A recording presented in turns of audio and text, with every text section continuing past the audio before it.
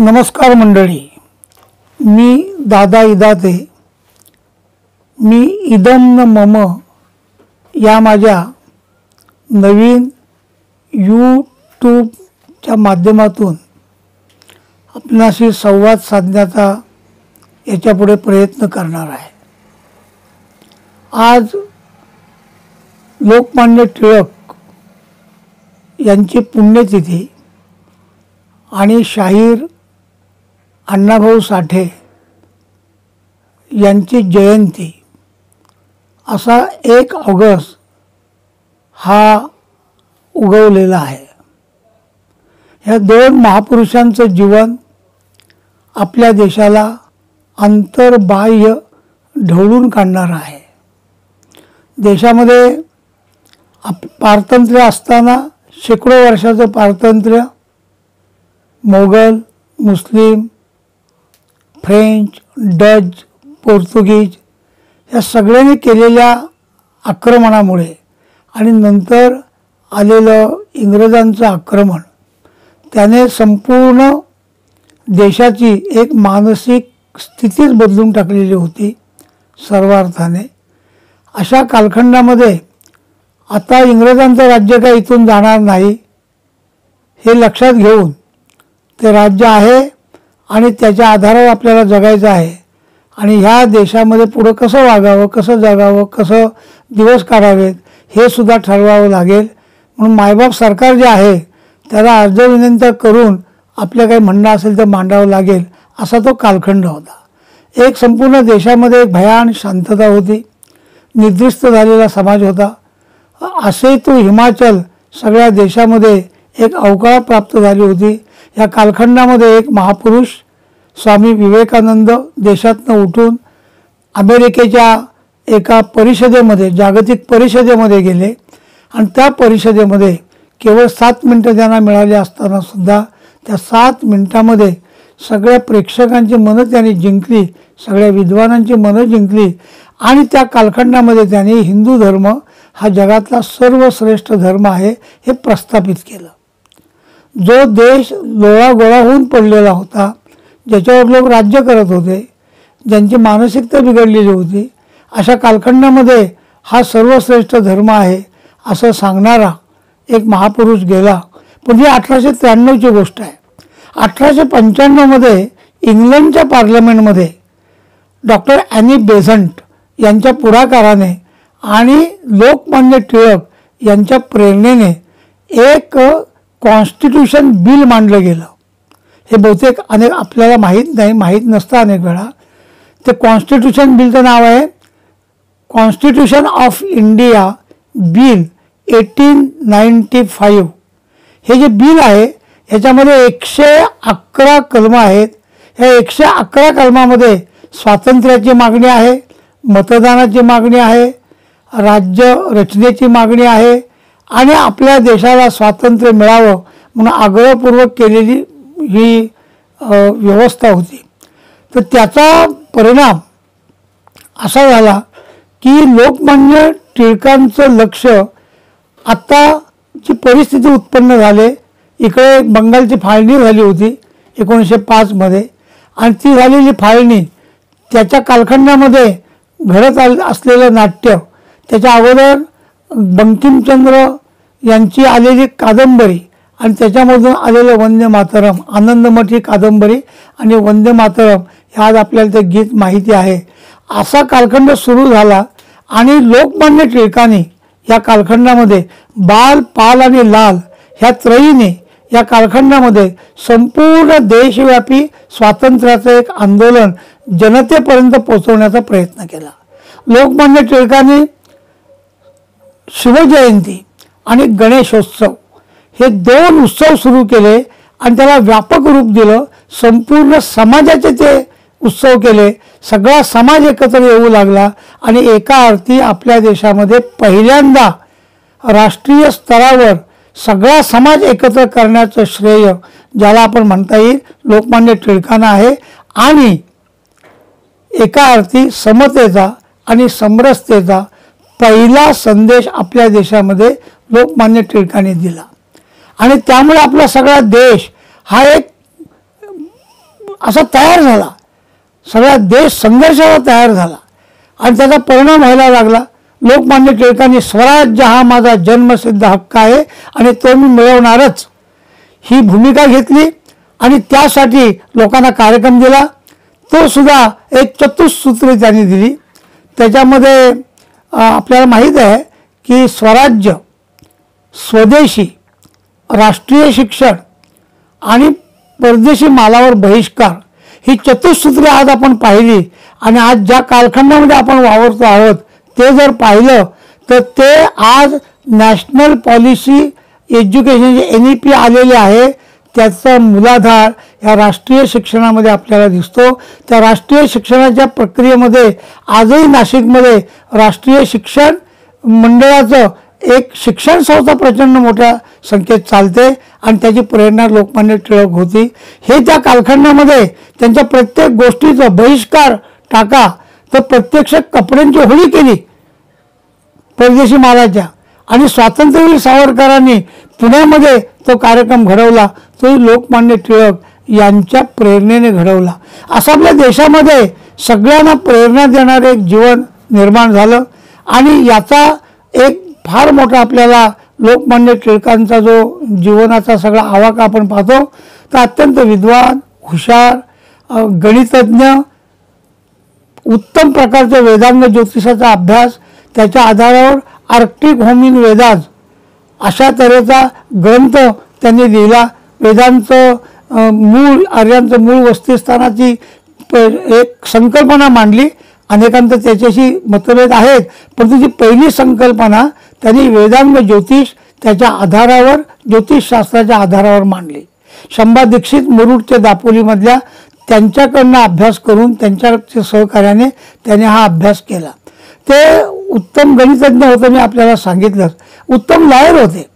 त्यांच्यावर जो दावर यांच्या न्यायालयामध्ये जो एक खटला झाला होता आणि ज्याच्यामुळे त्यांना 6 वर्षाची शिक्षा झाली आणि मंडालीच्या तुरुंगात ते गेले तर त्या संदर्भात त्यांनी स्वतःचं जे आर्ग्युमेंट आहे ते स्वतः त्यांनी तिथे केलं. 21 तास 10 मिनिटं हे त्यांनी आपलं आर्ग्युमेंट केलं आणि सांगितलं की जरी तुमच्या न्यायालयात मी जरी दोषी असलो तरी वरच्या न्यायालयात मी दोषी नाही असं ठामपणे त्यांनी सांगितलं. पण तुम्ही दोषी आहात असं दावरने सांगितलं. शिक्षा ठरवण्यासाठी खोलीत गेले. सगळा सन्नाटा पसरलेला होता, गांभीर्य उत्पन्न झालेलं होतं. लोकमान्य टिळक हसत हसत म्हणाले, अरे बहुधा ते काळ्या पाण्याची शिक्षा देणार. आणि सगळ्या ह्याच्यामध्ये एक हलके फुलकेपणा आला आणि त्यांना 6 वर्षाची काळे पाण्याची शिक्षा हे मंडालेमध्ये झाली. त्यांचा जो सगळा अभ्यास होता त्या अभ्यासामध्ये इंग्लंडच्या कॉन्स्टिट्यूशनचा अतिशय बारकाईने त्याने अभ्यास केला होता. दुसऱ्या बाजूला रशियन राज्यक्रांतीचा एक उत्तम प्रकारचा अभ्यास केला होता. रशियन राज्यक्रांतीतनं ज्या गोष्टी पुढे आल्या होत्या त्यांचंही त्याला ठीक आकलन होतं आणि त्यामुळे त्यांचं जर आपण पाहिलं ते एक अत्यंत महत्त्वाचं एक विधान आहे की या देशातला शेतकरी आणि कामगार हे दोघे ह्या आपल्या देशाचे मानदंड आहेत. त्यांच्यासाठी आपल्याला सगळ्या प्रकारच्या गोष्टी कराव्या लागतील. मग कामगार या विषयावर सुद्धा त्याने अशा तऱ्हेची भूमिका घेतली. मंडालीची त्यांना 6 वर्षाची शिक्षा झाली. जगाच्या इतिहासात, भारताच्या इतिहासात पहिल्यांदाच सगळ्या कर्मचाऱ्यांनी म्हणजे सगळ्या गिरणी कामगारांनी 6 दिवस हरताळ पाळला. 6 दिवस कोणी कामावर गेलं नाही असं जगाच्या इतिहासातलं पहिलं उदाहरण आहे. आणि आपल्याला माहीत आहे की नाभिक समाजाने सुद्धा त्या दिवशी आंदोलन केलं आणि हातामध्ये वस्त्रा घेतला नाही. ही जी त्यांची प्रतिमा समाजामध्ये उत्पन्न झाली होती म्हणून त्यांना तेल्या तांबोळ्यांचे पुढारी असं म्हटलं जातं. आणि शेतकऱ्यांचं तर त्यांनी शेतकऱ्यांना सगळ्या गोष्टी सरकार काय करते ते कळावं पण फेमिन कोड नावाचं एक पुस्तक होतं, इंग्रजीमध्ये होतं, त्याचं त्यांनी मराठी भाषांतर केलं आणि ते त्यांनी प्रसिद्धही केलं शेतकऱ्यांना ते कळावं म्हणून. मंडालेच्या तुरुंगात असताना यवतमाळच्या एका शिक्षकाने, एका शेतकऱ्याने त्यांच्यावर खूप अन्याय झाला. आता कुणाला विचारावं, कुणाला सांगावं म्हणून त्याने आपली सगळी कैफियत लिहून मंडालेच्या तुरुंगामध्ये लोकमान्य टिळकांना पाठवून दिलेली होती.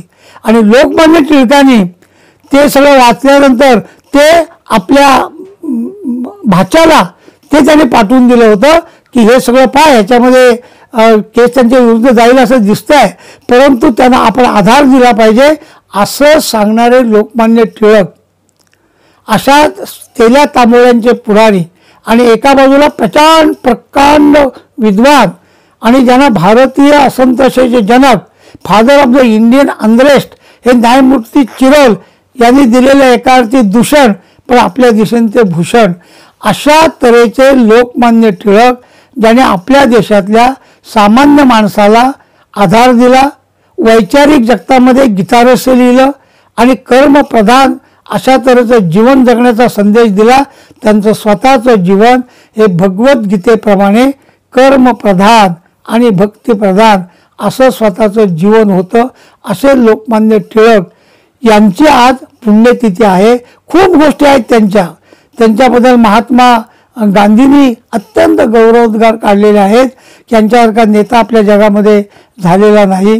पंडित नेहरू यांनी सुद्धा या संबंधात आपल्यासमोर मांडलेलं आहे की पंडित नेहरू असं तर म्हणाले त्यांच्या संबंधात, टिळक हे त्या काळातील खऱ्या अर्थाने नव्या युगाचे प्रतीक बनले आहेत. हे पंडित नेहरूंचं वाक्य आहे. आणि त्या कालखंडामध्ये योगी अरविंद खूप मोठे ॲक्टिव्ह होते. ह्या योगी अरविंदांचं कडे सगळ्या देशाचं लक्ष होतं. त्याने असं म्हटलं की लोकमान्य टिळक ही राष्ट्राला मिळालेली ईश्वर दत्त देणगी आहे, हे योगी अरविंदांनी म्हटलं. आणि महात्मा गांधींनी तर लोकमान्य टिळक हे आधुनिक भारताचे निर्माते आहेत अशा तऱ्हेचा उल्लेख केला. त्या कालखंडामध्ये हिंदू मुस्लिम हा जो विषय आहे तिकडे टिळक कसे बघत होते? लोकमान्य टिळक असं म्हणाले की हिंदू आणि मुसलमान हे दोन समाज या देशात राहतात आणि या दोन्ही समाजावर इंग्रजांचं राज्य आहे. हे इंग्रजांचं राज्य घालवायचं असेल तर या दोघांनी मिळून ह्या स्वातंत्र्याचा लढा लढवला पाहिजे अशा तऱ्हेची भूमिका घेतली. आणि त्यामुळे त्या कालखंडामध्ये मोहम्मद अली जिना हे त्यांचे भक्त होते. त्यांच्यावरची एक केस ही जिनाने लढवलेली आहे. अशा तऱ्हेचे लोकमान्य टिळक आणि 1916चा लखनौ करार हा लोकमान्य टिळकांनी त्या कालखंडामध्ये केलेला आहे. हिंदू मुस्लिमांना त्यांनी एकत्र करून हा विषय त्यांनी मांडलेला आहे. अनेकांचा मतभेद कदाचित होऊ शकेल या संबंधात, परंतु संपूर्ण राष्ट्रजीवनाकडे कसं पाहावं. आणि आज आपण पाहतो की जे लोकमान्य टिळकांनी त्या कालखंडामध्ये मुस्लिमांच्या संबंधात जी भूमिका घेतली होती, आज मोहनजी भागवत ज्यावेळी असं म्हणतात की मुस्लिम आणि हिंदू यांचा DNA एकच आहे, हे जे त्यांचं वाक्य आहे त्याचं ओरिजिन लोकमान्य टिळकांच्या ह्या सगळ्या कृतीमध्ये आहे, हे आपण लक्षात घेतलं पाहिजे. आणि म्हणून लोकमान्य टिळक एक राष्ट्रपुरुष, पहिला महापुरुष ज्यांनी राष्ट्र या विषयाच्या आधारावर सगळ्या समाजाची बांधणी केली असा हा पहिला महापुरुष आहे. असे लोकमान्य टिळक एका बाजूला. आणि त्याच कालखंडामध्ये म्हणजे नंतरच्या कालखंडामध्ये स्वातंत्र्याच्या जवळपासच्या कालखंडामध्ये 1946 पासून 1949 ज्यांनी पहिला ग्रंथ लिहिला किंवा पहिली कादंबरी लिहिली असे शाहीर अण्णाभाऊ साठे यांची आज जयंती आहे. अण्णाभाऊ साठेंचं जे सगळं साहित्य आहे हे साहित्य आपण पाहिलं तर त्यांनी 35 कादंबऱ्या लिहिलेल्या आहेत. अनेक ठिकाणी 32 म्हटलंय, कुणी 34 म्हटलंय, पण 35 कादंबऱ्या. आपण कल्पना करा. 13 त्यांनी कथा लिहिल्या आहेत, कथाबीज आहेत. त्यांनी वेगवेगळ्या प्रकारच्या कादंबऱ्याच्या आधारावर 7 अशा कादंबऱ्याच्या आधारावर त्यांनी पटकथा लिहिल्या आणि त्याचे सिनेमा काढले. त्यांनी आवड्या असो, फकीरा असो, याच्यावरचे ज्या प्रकारच्या जे संदेश समाजासमोर दिले तर त्या 7 कादंबऱ्यावरचे त्यांनी 7 कादंबऱ्यावर त्या पटकथा लिहिल्यात. त्यांनी पोवाडे लिहिलेत, 13 पोवाडे लिहिलेत. त्यांनी वगनाट्य लिहिलेत. त्यांनी प्रवास वर्णन लिहिले, रशियाचं प्रवास वर्णन लिहिलं. त्या कालखंडामध्ये त्यांनी जे लिखाण केलं आणि त्याचा एक परिणाम म्हणून त्यांना एक आंतरराष्ट्रीय एक निमंत्रण आलं. ही 1949ची गोष्ट आहे. 1949 आंतरराष्ट्रीय स्तरावर त्यांना एका निमंत्रण आलं, एका परिषदेचं निमंत्रण आलं. त्याची तयारी सुरू केली आणि लक्षात त्यांच्या आलं की पासपोर्ट तयार करण्यासाठी लागणारे पैसे त्यांच्याकडे नव्हते आणि म्हणून त्या परिषदेला ते जाऊ शकलेले नाहीत. 1949 ते 1969 एवढा कालखंड ते लिहित आहेत, सगळ्या प्रकारचं लिखाण करतायत. एका बाजूला मार्क्सवादी अशी मार्क्सवादाचं स्वाभाविकपणे त्यांना आकर्षण त्या कालखंडामध्ये आलं, कारण मार्क्सवाद हा त्या कालखंडामध्ये जो आला तो गरीब मजूर यांचं ध्यान ठेवणारा, त्यांच्यासाठी लढणारा असा एक नवीन सिद्धांत त्यांनी मांडला जागतिक पातळीवर. त्याचा परिणाम म्हणून कामगार वर्गामध्ये, विद्यार्थी वर्गामध्ये आणि दलित पीडित वंचित या वर्गामध्ये त्यांची बाजू घेणारा कोणतरी जगामध्ये आहे अशी एक भूमिका त्यातनं आली.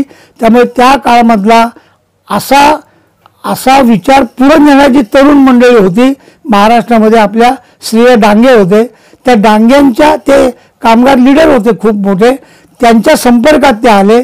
आणि मग आपल्याला माहीत आहे की शाहीर अमर शेख, शाहीर एक त्यांच्याबरोबर आणखी एक दिवाण नाही सांगतो ना, एक शाहीर अमर शेख हे स्वतः आणि तिसरं हे एक तिघांनी मिळून लाल बावटा नावाची एक संघटना काढली.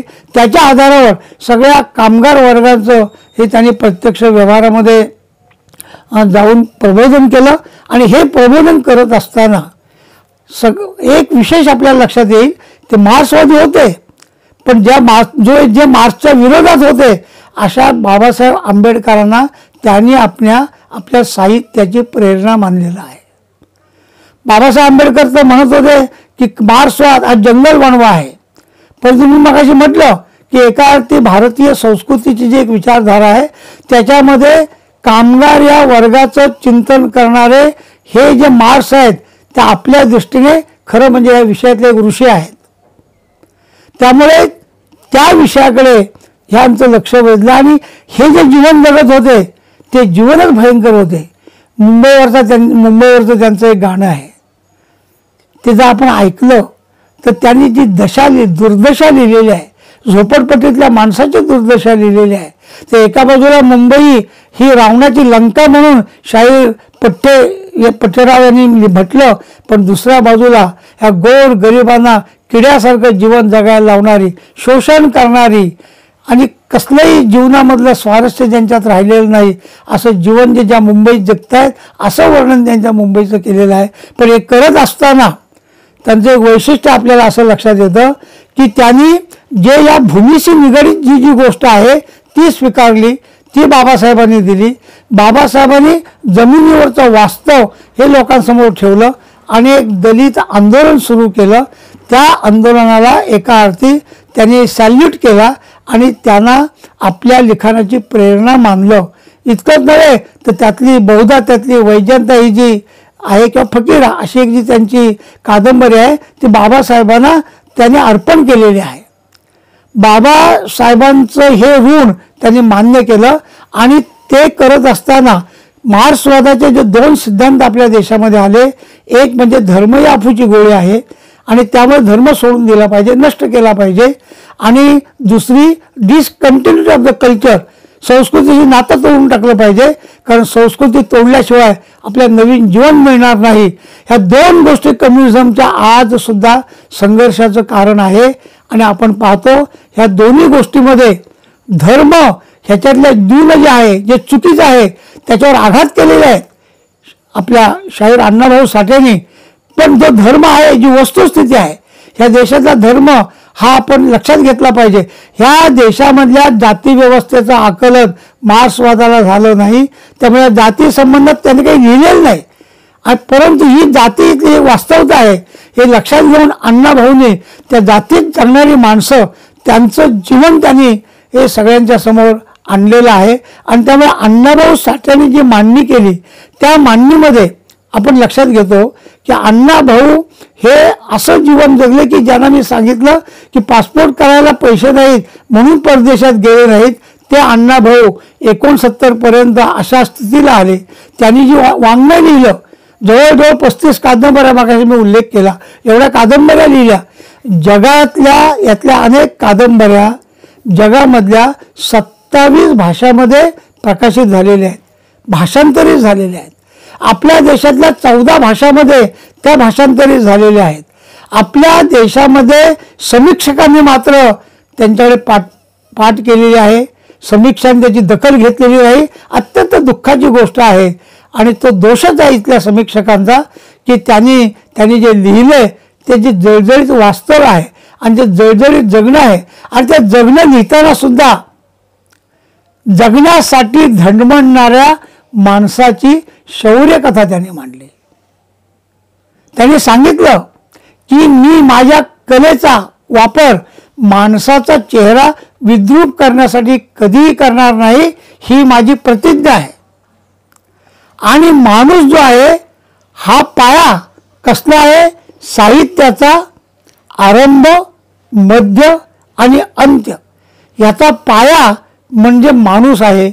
आणि हा माणूस सगळ्यांसमोर मांडत असताना त्यांनी पुरुष ह्याची एक समग्र अशी एक मांडणी केली की जो एक सामर्थ्यवान ह्या देशाच्यासाठी उभा राहणारा एक समर्थ असा पुरुष दाखवला.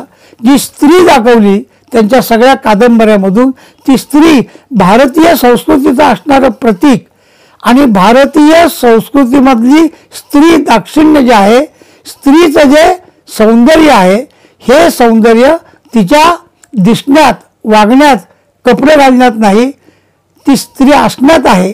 अशा तऱ्हेची जी भूमिका त्यांनी घेतली. आणि मग आपण पाहतो की जे अनेक विषय आपल्यासमोर आले, जसं की आपल्याकडे आंतरजातीय विवाह ही संकल्पना बाबासाहेबांनी मांडली, अण्णाभाऊ साठे यांनी मांडली, बाळासाहेब देवरस यांनी ती मांडलेली आहे. ह्या आंतरजातीय विवाहासाठी त्याच्या आवडी नावाची एक कादंबरी लिहिलेली आहे. आणि एक सवर्ण मुलगी आणि एक दलित पुरुष यांची ती कथा आहे आवडी. म्हणजे जे प्रत्यक्ष आंतरजातीय विवाहाला समर्थन केलं पाहिजे त्यासाठी त्यांची कादंबरी आहे.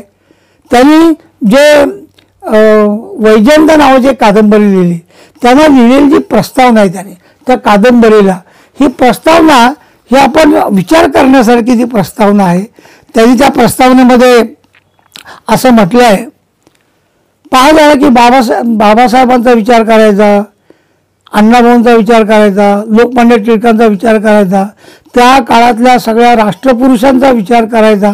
तर ते जे समान विचार करत होते त्याचं एक कोटेशन मी प्रत्यक्ष अण्णाभाऊंचं आपल्याला सांगतो. अण्णाभाऊ असं म्हणतात, तर वैजयंत कादंबरीच्या प्रस्तावनेत अण्णाभाऊ असं म्हणतात, देश सुखी व्हावा, समृद्ध व्हावा, इथे समानता नांदावी, महाराष्ट्र भूमीचे नंदनवन व्हावे, अशी मला रोज स्वप्ने पडतात. त्यांची स्वप्न बघा काय आहेत. असा मनुष्य एक आदर्श पुरुष राहू शकतो आणि म्हणून तो साहित्यातला आदर्श पुरुष आहे, म्हणून तो साहित्यरत्न आहे. त्यांना भारतरत्न म्हणता आलं असतं तर मला आनंद झाला असता.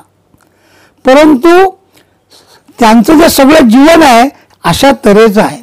आणि म्हणून त्यांनी सामान्य माणसाचा विचार कसा केलेला आहे, मजुराचा विषय कसा केला आहे, काम करणाऱ्या गिरणी कामगाराचा विचार कसा केला आहे. तर त्याने असं आपल्याकडे एक मान्य आहे की पृथ्वी काय आहे, तर पृथ्वी शेषाच्या फण्यावर उभी आहे असं आपल्याकडे मान्य आहे. अशी पृथ्वी आहे त्या चुकीच्या जुन्या काळातली.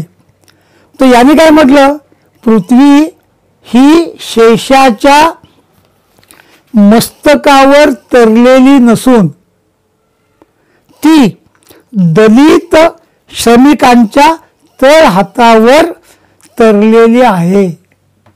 म्हणजे पृथ्वीचा आधार काय आहे, तर दलित आणि पीडित मजूर श्रमिक हा त्याचा आधार आहे. ही सगळी मांडणी ही त्यांची आहे. आणि सगळ्या साहित्याकडे बघण्याचा त्यांचा जो दृष्टिकोन आहे, तो दृष्टिकोन आपण लक्षात घेतला तर त्यांच्याबद्दल का समीक्षा लिहिली गेली नाही, त्यांचा का विचार केला गेला नाही, ते अजूनही मला त्याचं कोडं आहे. आणि ते मी त्यांची एक मांडणी जर आपल्याला सांगितली तर आपल्या लक्षात येईल. त्यांचंच कोटेशन एक मी आपल्याला वाचून दाखवतो. ते असं म्हणतात आपल्याला की साहित्याची नांदी ही